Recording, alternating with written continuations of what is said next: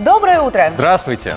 Сегодня вторник, 14 августа. Этот замечательный день. Встречаем с вами мы, Влад Портнов и Светлана Звонарева. Сегодня православные христиане отмечают Медовый Спас, один из 3 великих спасов православной церкви. Именно сегодня в старину начинался, и сейчас начинается интенсивный сбор меда и его освящение. Также совершались крестные ходы, купание в освященной воде людей, освещались колодцы. И это еще не все, о чем мы сегодня поговорим.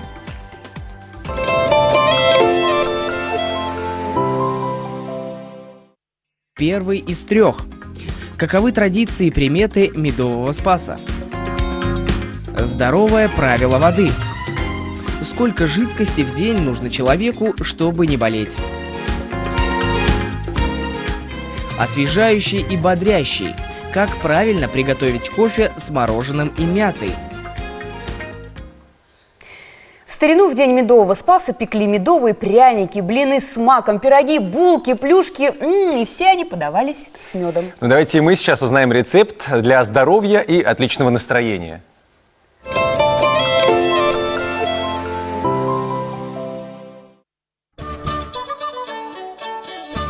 Эта пряность известна уже 4000 лет.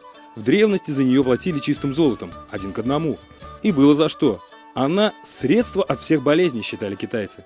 Это потому, что в состав корицы входит альдегид, эвгенол, эфирные масла и дубильные вещества. Но поистине целебными свойствами обладает мед с корицей. Смешайте мед и корицу в равных долях и наносите на кожу. Вылечивается экзема, грибок и исчезают прыщи. Поможет средство и от зубной боли, только меда надо в 5 раз больше корицы. Хотите, чтобы всегда было свежее дыхание?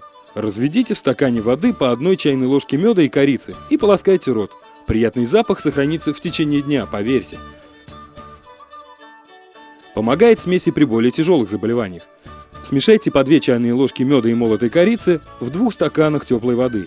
Принимайте трижды в день в качестве профилактики инсультов и инфарктов, отдышки и снижения холестерина. Поможет рецепт и при хроническом артрите и заболеваниях желудка и почек. А уж при простуде и гриппе это лекарство незаменимо. Столовая ложка меда, 3 ложки корицы, стакан теплой воды. Трижды в день по 3 стакана. А тем, кто хочет похудеть, чудодейственный чай. Вечером в кипяченую воду добавляем по чайной ложке корицы, оставляем настояться на полчаса. Затем добавляем 1 чайную ложку меда и выпиваем половину стакана настоя. Остальную половину отправляем до утра в холодильник. Утром до еды допиваем настой. Такой чай и старость притормозит. Только лучше покупать корицу в виде палочек, чтобы избежать подделок. И поосторожнее с ней при беременности.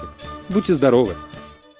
Вот так вкусно мы начали нашу программу. Также вкусно ее и продолжим встречей с пчеловодом Рамилем Гибадуллиным. Доброе утро! Здравствуйте! Здравствуйте! Урожайный ли этот год получился?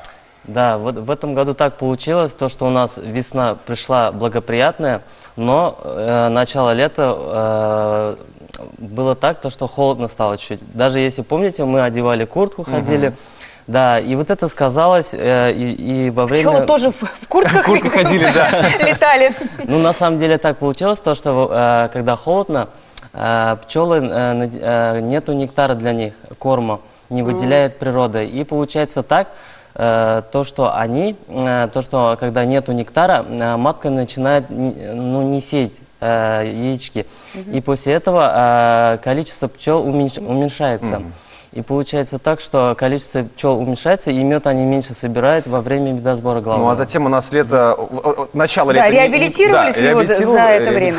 Да, конечно, пчелы. Они реабилитировались, но не совсем, они слабее стали, она сказывается уж. Это вот как-то на дефиците скажется, вот как быть? На самом деле не так уж плохо все обстоят дела. Средний мед, она есть, она будет, и в любом случае пчеловод, он должен регулировать пчелами и должен как-нибудь мед все-таки сделать. А как вот регулировать? Что это за дрессировка? Нет, конечно, не подкармливает. То есть разными манипуляциями, это самая примитивная манипуляция, это, например, 2 слабые ули объединяем, и получается 1 большой улей, который собирает нам мед. Потому что так как 2 маленькие ульи нам не соберет мед. Вот такие какие-то манипуляции. Давайте перейдем уже к практическим советам. Где лучше покупать мед? В магазине или у, собственно, пасечников? Где лучше? Или на рынке? Конечно, у пасечников хорошо было бы купить, но не все имеем возможность такую возможность. Так что приходится нам покупать и на всяких рынках. На магазинах. что обратить внимание при покупке меда? Так, ну, конечно, обращаем мед на том, что она зрелый или нет, во-первых. Можно это проверить, как, например, ложку опускаем мед и поднимаем его. Если она как бы длинными такими не обрывается, струя, то это говорит о том, что мед зрелый уже, да? Да, ведь, Это хорошо. Это хорошо, да. Второй момент, смотрим на запах, аромат, она должна быть идти хороший аромат из него. И когда мы пробуем на вкус, у нее чуть-чуть в горле перчит, ну так горьковато остается. Это говорит это о том, нормально, что так это должно быть. нормально, да, это говорит о том, что мед хороший и качественный. А вот засахаренный мед, вот такое бытует мнение, может быть, у несведущих, что это уже вроде как бы вот старый. Да, ну засахаренный, на самом деле в это время засахаренный мед еще рановато, чтобы она села. Сейчас в данный момент только откачивают мед, сейчас продают свежий мед, она всегда в жидком состоянии. Но потом он кристаллизуется, то есть Да. засахаривается. И Да, это тоже конечно. нормально, это не значит, что он там Да, старый какой-то. конечно, не она обязательно, любой мед должен садиться. То есть, если она не садится, это уже есть сомнения в этом меде. Садится, это он становится более вязким, да, более таким Жестким твердым. становится, твердым, да. Ну, зависит от того, что от ботанического происхождения меда зависит. Каждый мед по-своему определенное Своя время суть. садится. Определенное время садится. Вот. Ну, разные такие факторы существуют. Место хранения, температура хранения. Да, вот, кстати, место и Да. температура хранения. Как хранить мед? Мед хранить. Если хотите, чтобы мед долго оставался в жидком виде, надо хранить при комнатной температуре. Вот. Один из... Замораживать, наверное, не стоит, да, в Да, холодильнике? не Лучше стоит, не надо. стоит. В да. темном месте или это можно вообще в комнате его хранить, или спрятать лучше куда-нибудь в темное место? Спрятать от детей От Винни-Пуха. Нет, конечно, не стоит спрятать, просто убрали, где она как бы вам удобное местечко, и просто там хранится. А вот о полезных свойствах меда. Например, вот если мед уже закристаллизовался, скажем так, да, то есть стал жестким, вот некоторые люди его разбавляют. Чай бросают. Нет, Или водой, да? Нет, подогревают, чтобы он стал жидким. Вот стоит ли это делать? Не теряет ли он свои свойства полезные при этом? Есть мнение, то, что до 40 градусов, если нагреваем, до 36, то оно не теряет свои свойства. Но на личном опыте скажу то, что когда мед все равно она чуть-чуть подогрели его, чуть-чуть даже, и после этого мы как бы его пробуем на вкус, она уже теряет свои вкусовые качества. Вот мне лично не нравится такой мед. А полезные качества? А полезные качества говорят то, что не теряет. Но на этом я не могу сказать. Ну, это, может быть, как-то с химиками, с биологами потом Да-да. обсудим. Ну, на вкус теряет. Самый полезный продукт пчеловодства. Самый полезный продукт, нельзя сказать, что определенный продукт пчеловодства полезнее, чем другое. Каждый продукт по-своему полезен для человека. Мед по-своему полезен при заболеваниях, там, ОРЗ. Смотря что лечить, в Да, общем. смотря что лечить, да. Согласен. Ну и так, мы проверили, да? Да, вот, подделки. Мы про хороший мед уже поговорили. Подделки как можно определить вот сразу? Прям вот смотрим, глаз. видим. Ну, на глаз это можно определить, как сказать, подделки. Ну, например, можно определить, взять стакан воды, поместить туда ложку меда и размешать. Если осадок остается в стакане внизу, видим, она должна полностью раствориться мед. Если осадок остается, то значит это уже подделка. Есть такое вот мнение одно из. Хорошо, спасибо. Ну все, теперь будем Да, выбирать спасибо за мед полезные советы, вместе со теперь мы стаканом знаем. воды. Спасибо большое. Вам, у вас же сезон рабочий, наверное, еще продолжается, Конечно, да? продолжается. Горячая пора Горячая началась. пора, да. Тогда вам мы желаем удачи, побольше собрать вам. меда и накормить нас всех вкусным медом. Спасибо, хорошего дня. Мы продолжим доброго. нашу программу после небольшой рекламы. И снова здравствуйте. Мы продолжаем нашу программу. Пришло время поговорить о звездах. Итак, овны, сегодня вы можете получить приятные известия или заманчивые предложения, но не торопитесь соглашаться. Все хорошо обдумайте, ведь дело потребует больших моральных и материальных вложений. Тельцы, ваше обаяние и упорство помогут вам достичь целей, однако не форсируйте события. Окончательный успех зависит от медленного, но постоянного движения к результату. Близнецы, в вашей личной жизни предвидится приятное событие, не исключено, что связанное с любовными отношениями. Однако Не верьте всем обещаниям и сдерживайте свои эмоции. Раки. Успех сегодняшнего дня зависит от быстроты вашей реакции, способности находить верные решения в почти безвыходных ситуациях и интуиции. Также вас ждут мелкие неурядицы в личной жизни. Лев, этот день значительно изменит вашу жизнь. Приготовьтесь к переменам, но будьте бдительны и не принимайте на веру ничьих советов, так как тайные недоброжелатели по-прежнему стараются вам навредить. Девы. Этот день не для грандиозных проектов, а еще не доверяйте обещаниям и заверениям коллег. Сегодня ваша осторожность и предусмотрительность будут как нельзя кстати. Ну а мы продолжаем с советами о здоровье.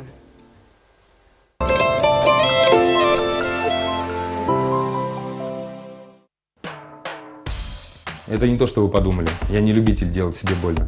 Это тест на обезвоживание организма. Если кожа быстро разглаживается, значит с водным балансом у вас все в порядке. Если же долго, тогда организму не хватает воды.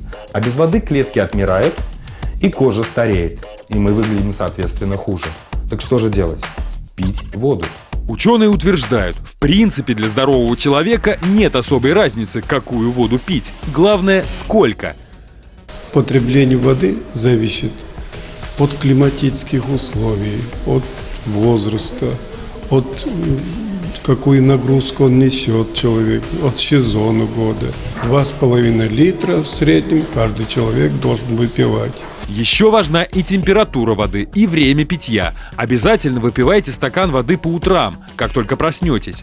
Кто-то говорит, нужно пить маленькими глотками, кто-то говорит залпом, хотя это сложно. Как правильно, нужно спросить у специалиста. Лучше пить умеренной температурой эту воду. Можно глотками, небольшими глотками и небольшими порциями, не одним махом сразу выпивать эту воду. Кстати, горячая вода вообще всасывается сразу и утоляет жажду быстрее и эффективнее. Значит, лучше вскипятить воду и все будет прекрасно? Это верно, но не совсем. Если заполнить аквариум полностью кипяченой водой, то все рыбки умрут, потому что им не будет хватать кислорода, а значит и микроэлементов для жизни. Поэтому можно ли пить нам, людям, кипяченую воду? При кипячении в воде осаждаются все соли, а я хочу пить с микроэлементами, с макроэлементами. Вывод таков. Лучший утолитель жажды и регулятор водного баланса в организме – простая вода. Только очищенная. Примерная норма 2 литра в день. Но лучше слушайте свой организм. Хотите пить – пейте. Не хотите – не надо себя заставлять. А верные признаки недостатка воды – неэластичная кожа и редкое желание сходить в туалет. Вот на этой позитивной ноте и закончим. Мы продолжим сюжет. нашу программу приятным моментом, скажем так. Сейчас розыгрыш. Вот этот билет на колесо обозрения «Вокруг света» получит тот, кто знает, к какой королевской династии относится правящая ныне королева Англии Елизавета II. 570-50-75, наш телефон. Дозванивайтесь, отвечайте. Надеемся, что ответите правильно и заберете билетики. Подведем итоги сразу после нашего очередного сюжета.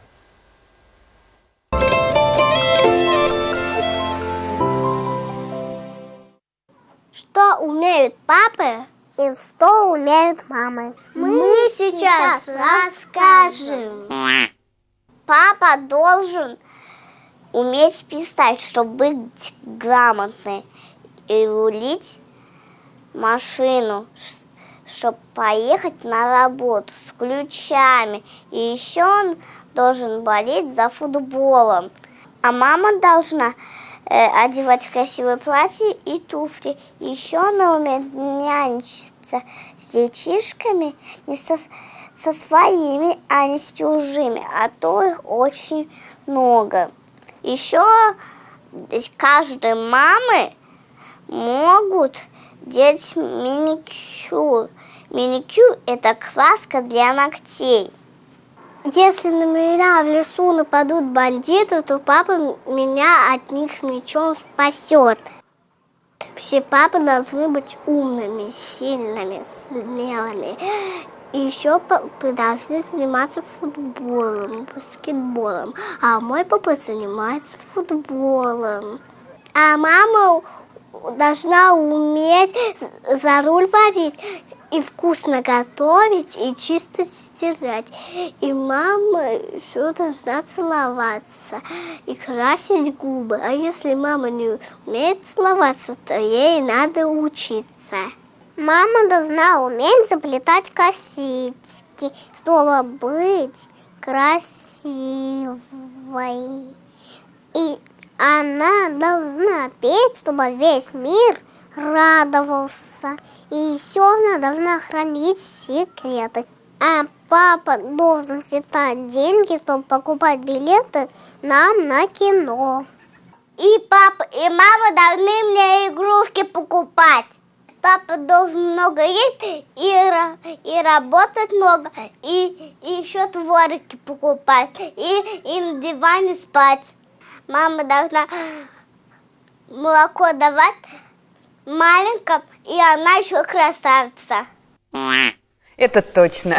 Ну вот мы тут говорили про маму. Папа работает, а мама красивая. Мама красивая. Ну, это то же самое можно сказать и про Елизавету II. Почему бы и нет, собственно, мать для всего английского народа. Да, в общем-то, о ней речь сейчас вот пойдет. к какому роду она относится, сейчас мы узнаем. Доброе утро, как вас зовут? Здравствуйте. Здравствуйте. Меня зовут Раиса. Угу. Очень приятно. Как же... кстати... Династия Видзоров. Как? Династия Видзоров. Видзоры. Ну, да, ударение просто. Виндзоров Да, обычно Виндзор, говорят. Да, Виндзор, но, хорошо, да. тем не менее, ответ принимается. Да, мы вас поздравляем, конечно, Виндзоры, да. Билет Виндзор, ваш... Да, и вот с колеса обозрения, может быть, на самой верхушке вы увидите. Да, где-то там. Где-то там За королева во морями. дворце сидит, вам машет ручкой. Кстати, у королевы нет паспорта, если что. Мы продолжим. У нас еще один сюжет. Рассказ о счастливом человеке. Такая же, как Раиса. Таком же, как Раиса, счастливым.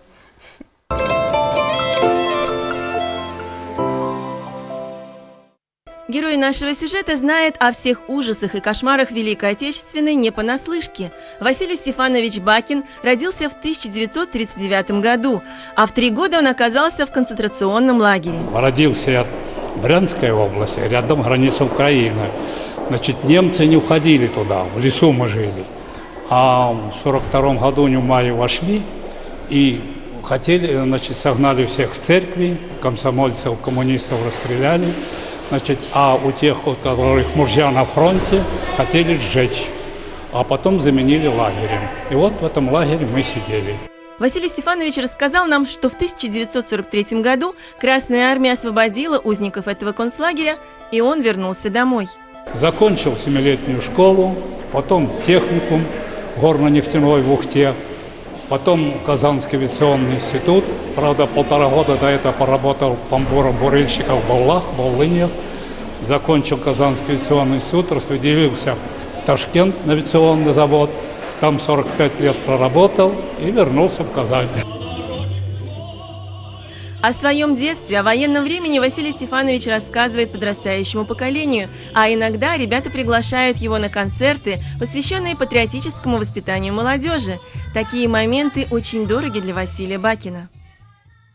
Нужно, чтобы все-таки поколение не забывало, что пришлось пережить, какие были трудности, какие были невзгоды, и не допускать, чтобы это повторялось. Жизнь была нелегкая, но, несмотря ни на что, Василий Стефанович считает себя счастливым человеком. И сейчас, глядя на работы детей о Великой Отечественной войне, он хочет рассказать им о том, как в любые самые сложные времена оставаться счастливым. Надо не унывать, идти достигать цели и быть оптимистом постоянно. Я считаю, это нормально. Счастлив тот, кто помнит все, что было до него, бережет то, что есть, и с радостью глядит в будущее. Будьте счастливы! И снова здравствуйте. Мы продолжаем программу полезной информации. Как есть, чтобы похудеть. Вот послушай, Влад, следующая теория мне очень нравится. Оказывается, есть все, что хочется, потому что отказ от определенных продуктов, например, выпечки, вместо ожидаемой потери лишних килограммов, приведет к перееданию и прибавке в весе. Ну вот как это выглядит на примере. Вам хочется съесть булочку, такое бывает, да? Очень часто у Очень меня. часто. Она калорийная, вы отказываетесь от нее, не получив эту выпечку, организм начинает заполнять пустоту другими разрешенными продуктами, но в больших количествах. Если вы отказываетесь от булочки, съедаете вместо нее, стаканчик йогурта, например, потом немного мюсли с молоком, потом творог, то в итоге получаете еще больше калорий, чем от той самой калорийной сдобы. Поэтому, уверяют диетологи, лучше уступить непреодолимым желаниям, но не слишком часто. Я с ними согласна. А еще утром многие из нас не в силе отказаться от кофе. И вот вам рецепт этого напитка. Новый рецепт. Посмотрите.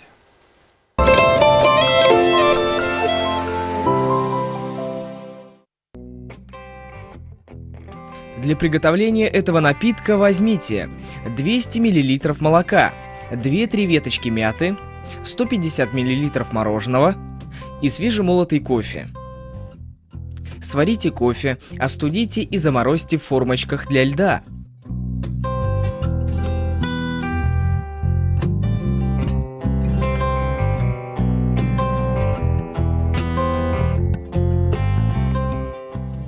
Прогрейте молоко с мятой.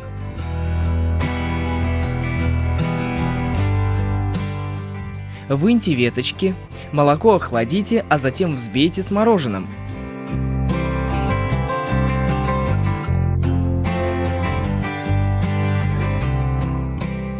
В стакан положите кубики кофе и залейте смесью молока и мороженого. Приятного аппетита! Слушайте, очень оригинальный рецепт. Да, особенно в летнюю жару очень актуально. На любителя попробуйте и узнаете, любитель вы этого рецепта или нет. Наша программа продолжится. И сейчас анонс проектов на ТНВ. Вы обвиняетесь в убийстве своего мужа, Политова Валентина Сергеевича. Ой, вы что такое говорите? Да как такое может быть? Да вы что? Я искренне сожалею, но факты свидетельствуют против вас, Анна Гавриловна. Так что вы возьмите с собой все самое необходимое, а обвинение вам будет предъявлено в течение 3 суток. Кузовлёвы узнают, что их сын жив. Они спешат на вокзал встретить Максима. Утром они обнаруживают мужа мертвым. Судебная экспертиза показывает, что Валентин Сергеевич был отравлен. Широка река. Смотрите сегодня в 9:00.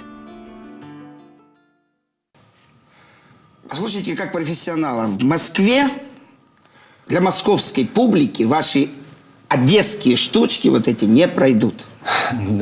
Ну так я могу и по-московски. У меня таких утесовых, как вы, 4 штуки, понимаете? У Черного моря, Московские окна, Сердце. Эти песни знал и пел весь СССР благодаря ему, певцу, актеру Леониду Утесову. Этот фильм его кинобиография, охватывающая жизнь от момента рождения в старом одесском дворе до ухода легенды. Утесов – песня длиною в жизнь. Сегодня на ТНВ. Я как представлю его, так сердце обмирает. Я боюсь, что он не согласится, чтобы я удочерил Ольгу. Так я и думала. Сама ему отписала. Да ты не боись, он был у меня. Маленькая девочка осталась после гибели матери абсолютно одна. Неожиданно в ее судьбе появляются 2 неизвестных ей прежде мужчин. Биологический отец, не знавший о ее рождении, и случайный мамин знакомый. Втроем они могут изменить мир. 2 и 1. Смотрите сегодня на ТНВ. Ну а что сегодня с погодой? Сейчас будем узнавать у нашего коллеги Даниила Кинжаева. Он выходит с нами на связь из Крыма. Даниил, привет тебе! Даниил, привет. Какая полезная быть! О, привет, ребят, всем здрасте, доброе утро. Сейчас я нахожусь в Крыму, недалеко от Айпетри, то есть я нахожусь на высоте около 1200 метров над уровнем моря.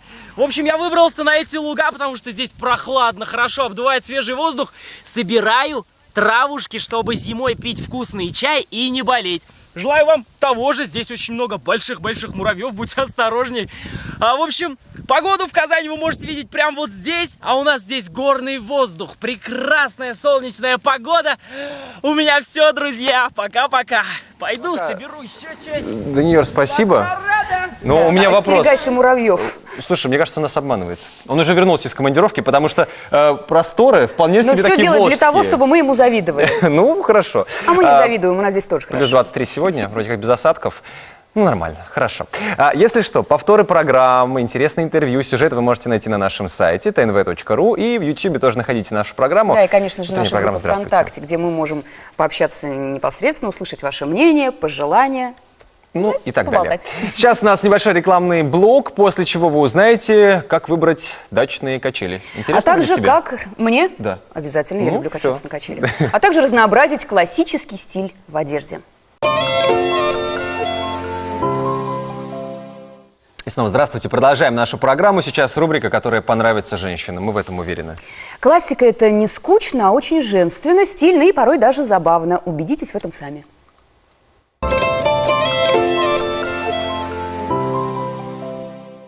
Здравствуйте! С вами рубрика «В стиле» и ваш модный эксперт Селина Софиуллина. Многим из вас знакомо сочетание слов «базовый» и «гардероб». Согласитесь, очень удобно, когда одна и та же вещь в вашем гардеробе сочетается со многими другими. А еще более удобнее, когда вы точно знаете, с чем и как ее надеть. Сегодня вы на моем примере увидите, как при помощи обычных базовых классических вещей создавать новые стили. Поехали! Одна из тех самых базовых вещей, которая вам необходима, это прямая классическая юбка, которую все чаще именуют юбка-карандаш. Естественно, выбрать ее легко, достаточно просто мерить до самой победной юбки. Да, именно до той самой, в которой вам будет удобно. Помимо всего прочего, вы сможете сочетать юбку-карандаш со свитерами, свитшотами, толстовками. И забудьте, что классику носят только с классикой. Теперь это не так. Ну а для создания образа в этом стиле нам понадобилась футболка, длинная рубашка, обувь в стиле бохо. Классические брюки могут быть разными, и трубами, и со стрелочкой, и клеш. Самое практичное – обыгрывать брюки блузой и жакетом. Можно носить классические вещи с вещами спортивного стиля. Получается задорно, удобно, стильно и необычно. Свитеры таких ярких оттенков сейчас в моде, так что берите это на вооружение. Для создания casual образа нам понадобилось брюки, свитер, кожаные сапоги. Маленькое черное платье хоть и меняет свои фасоны каждый год, но модели по фигуре всегда на пике популярности. Модная длина макси делает образ по-настоящему классически стильным.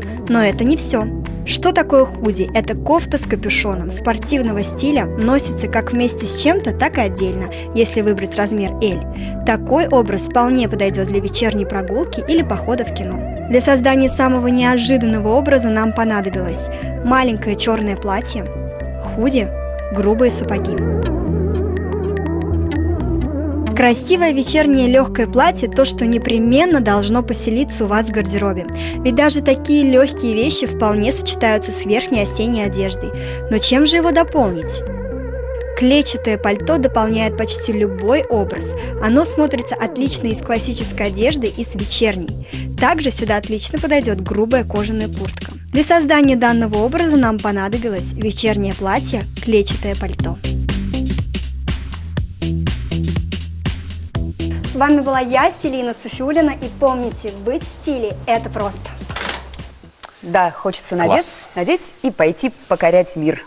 Ну вот, кстати, про красоту Женщин. и про женщин, вернее, да, мы поговорим дальше.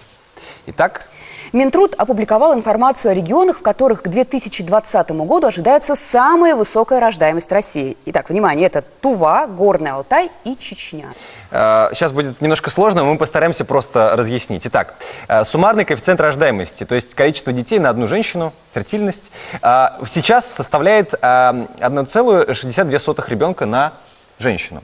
Чуть больше полтора ребенка получается. Да, к 2020 году должно быть 1,65, ну а к 2024 году 1,7 ребенка на женщину. Ну, то есть Ну что ж, растем. будем надеяться, Пускай да. будут большие, хорошие семьи. Ну а сейчас советы юриста для тех, кто не стал ждать и родил второго и последующего ребенка уже в этом году.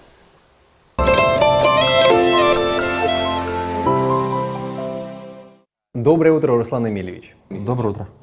Все знают про существование материнского капитала, но не все следят за изменениями в законе. Какова ситуация на 2018 год? Итак, для начала хотелось бы оговориться, что право на получение материнского капитала имеет женщина, родившая второго или третьего ребенка, также усыновившие второго и третьего ребенка. С 2018 года появились расширенные льготы. Прежде всего, семьи с низким доходом получают ежемесячную выплату из материнского капитала до 1,5-годовалого возраста ребенка. Второе. С 2018 года семьи имеют право на финансовую поддержку дошкольного образования почти сразу после рождения ребенка, поскольку материнский капитал можно использовать по истечении 2 месяцев с приобретением права на него. Третье. Также в семьях, у кого появился второй или третий ребенок, в период с 1 января 2018 года до 2022 года имеют право на льготное кредитование на улучшение жилищных условий. Итак, хотелось бы пояснить, что на 2018 год размер материнского капитала составляет 453 тысячи рублей. Что, если нечистые на руку граждане решают обналичить средства? Какая может наступить ответственность? Итак, если гражданин решает обналичить материнский капитал, для таких лиц предусмотрена ответственность, а именно это статья мошенничества, которая предусматривает либо административный штраф в крупном размере, либо исправительные работы, либо лишение свободы сроком до 5 лет. Ну что ж, Руслан Эмирович, спасибо за полезную информацию.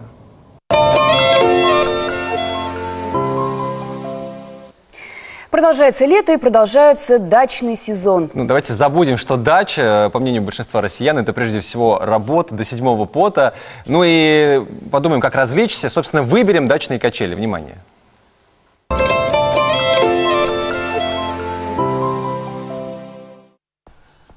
Дача летом – это прекрасное место для отдыха. Не всегда же работать. Но для этого надо, чтобы было комфортно и удобно. Например, можно установить вот такие качели у себя на даче. Главное, как выбрать. Есть 3 ценовых диапазона. До 10 тысяч рублей, от 10 до 20 тысяч рублей и более 20 тысяч рублей. Конечно, самые крепкие и самые долговечные – это которые самые дорогие. Есть варианты за 7, 5 и даже за 2500. Проходите мимо. Один резкий присест на такие качели и можете упасть. Ваша безопасность превыше всего. Да и деньги пустите на ветер. Больше сезона качели за такую сумму не выдержат. Но можно взять и средний ценовой диапазон. Вот эти качели я купил в одном из строительных магазинов за 10 тысяч рублей. Правда, это была акция. На самом деле они стоили 17 тысяч, но за 2 месяца с мая по конец июня они подешевели на 7 тысяч рублей. Самые главные признаки. Толщина трубы 4-5 сантиметров. Далее, крепление. Необходимо смотреть, чтобы вот эта пружина была очень крепкой. Выбирайте модель с хорошим тентом, чтобы не промыкал. И обязательно с москитной сеткой, потому что вечером просто невозможно будет сидеть, комары, мошки и так далее. Закрыть сетку, и ни один комар вам не помешает. Затем обязательно выбираем модель, когда вот эта сидушка будет раскладываться. Вот здесь есть специальные такие моменты. Так. Оп. И фактически на ней можно не только сидеть, но и лежать.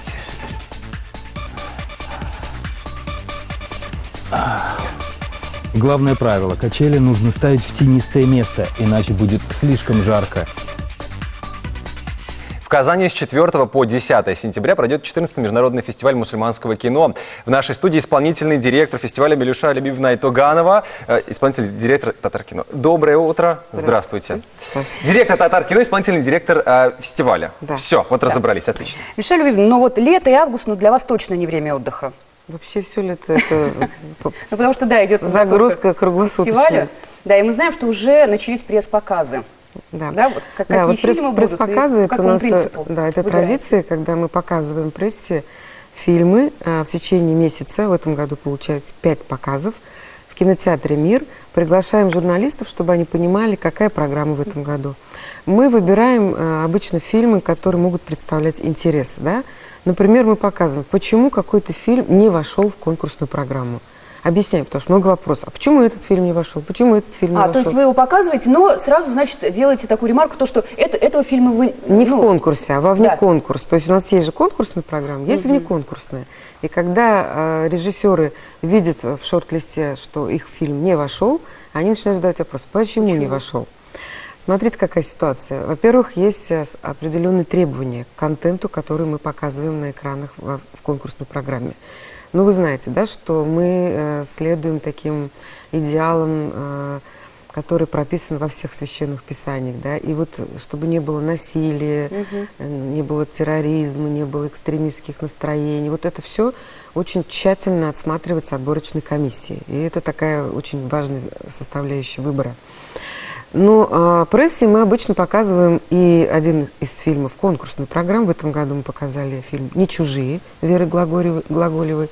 Очень сильный российский фильм, на голову сильнее, чем многие российские фильмы, которые мы видим на экранах. А затем мы показали фильм индийского режиссера «Любовь и Шукла». Он не в конкурсе, но у нас есть Дни индийского кино. У нас есть параллельные программы: Дни индийского кино, Дни монгольского кино, Дни китайского кино. В общем, такие вот экзотичные, Япония тоже у нас представлена будет. Экзотичные такие фильмы, которые, ну, россияне, наверное, мало где вообще видят, потому что у нас, к сожалению, в кинотеатрах это увидеть невозможно. А вот сегодня мы показываем фильм Чингиза Айтматова, по произведению Чингиза Айтматова «Красная косынка». И это тоже отдельно надо сказать, это к 90-летию писателя отдельная сформированная программа. Там фильмы есть кыргызстанских режиссеров, казахстанских. Есть фильм российского режиссера Карена Геворкяна «Пес, бегущий краем моря». Но сегодня мы покажем фильм турецкого режиссера «Красная косынка». Нам показалось, что это очень хорошо сделанная лента. И, наверное, она в конкурсе тоже не участвует? Нет, это все внеконкурсная программа.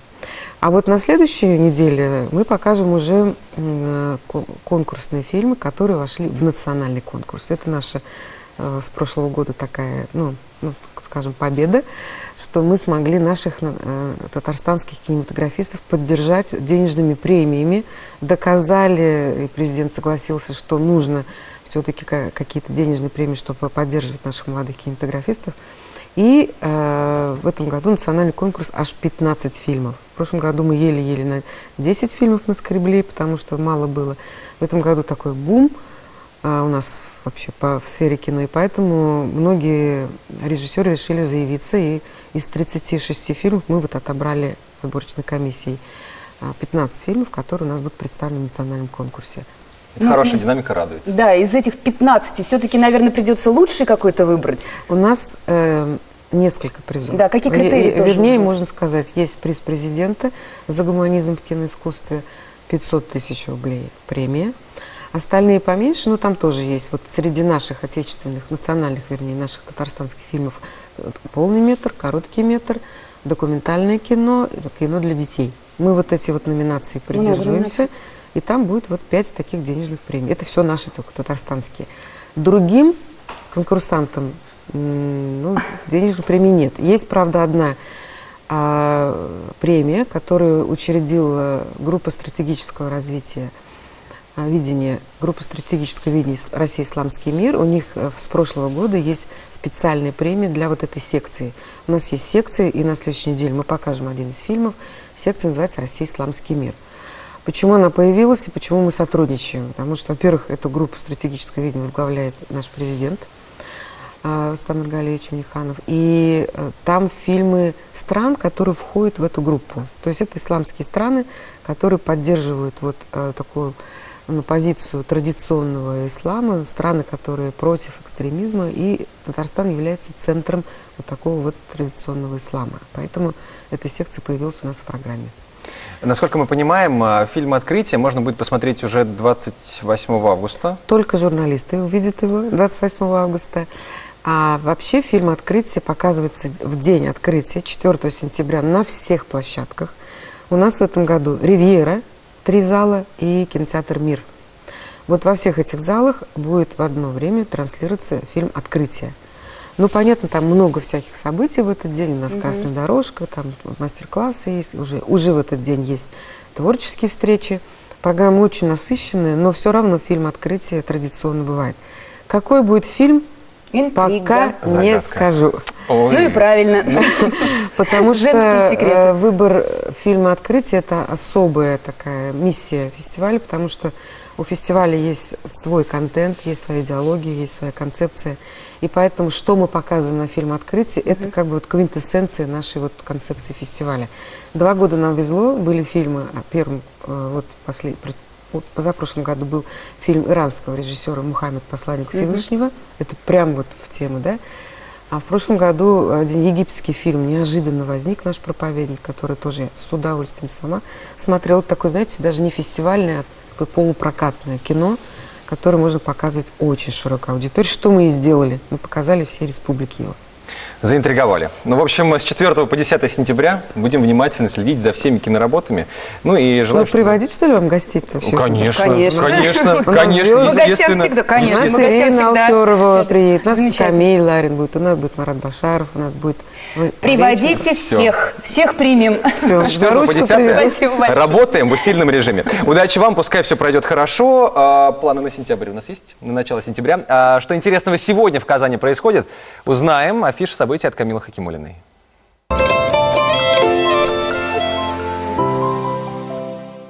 Здравствуйте! Сегодня 14 августа, и вновь с вами я, Камила Хакимуллина. Начинаем рубрику с рассказа об очень интересной выставке, которая, я думаю, заинтересует многих. Внимание к сюжету! Передвижники. 1871-1902 из собрания Государственной Третьяковской галереи. В выставочных залах центра «Эрмитаж» Казань представлены работы Ильи Репина, Ивана Крамского, Владимира и Константина Маковских, Иллариона Прянишникова, Ивана Шишкина, Виктора Васнецова, Исаака Левитана и многих других прославленных мастеров этого времени, связанных с художественным явлением, которое вошло в историю отечественной культуры под названием «передвижничество». Специально к выставке в Казанском Кремле Третьяковская галерея ввела 27 произведений из своей постоянной экспозиции.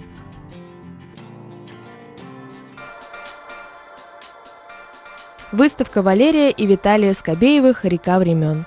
Творчество художников, как и любое настоящее искусство, служит прекрасной идее и цели – восславить жизнь, сберечь и сохранить нашу землю от гибели и исчезновения, приумножить духовное богатство человечества. Дело отца и деда продолжает молодой художник Александр Скобеев, работающий в Москве. Произведения художников находятся в коллекциях музеев России, частных российских и зарубежных собраниях. Эта рубрика создана нами специально для вас, чтобы вы не потерялись в море информации о событиях, происходящих в нашем городе. До встречи! Ну и завершаем нашу программу астропрогнозом. Весы. Сегодня работа потребует от вас больших усилий и нестандартного взгляда на обычные обязанности. Конец дня рекомендуется провести на даче или в лесу. Скорпионы, наступает отличное время для размышлений, восстановления, укрепления потерянных связей или оказания помощи близким. Но неожиданное известие заставит вас изменить планы. Будьте к этому готовы. Стрелец. Встреча с друзьями может стать началом конфликта, решать который вам придется очень-очень долго. Поэтому проявите максимальную гибкость в общении, будьте готовы поменять тактику поведения в зависимости от ситуации. Козероги, вам нежелательно начинать новые дела. Скорее всего, они провалятся. Будьте готовы к проблемам в семье. Избегайте любых любовных приключений, особенно если вы не свободны. Водолеи, вполне возможно, сегодня от вас потребуется принять, наконец, важное решение. Несмотря на препятствия и трудности, вы сумеете преодолеть все ловушки. Рыбы, вас ждет спокойный и легкий день, в который вы успеете сделать все намеченное и даже немного больше. Вы энергичны, как никогда, так что действуйте. Это все, что мы успели вам рассказать. Встретимся завтра в 8:10. Утренняя программа «Здравствуйте». Светлана Звонарева. Влад Портнов. Сегодня встречали этот день. Пока-пока, до завтра. Удачи.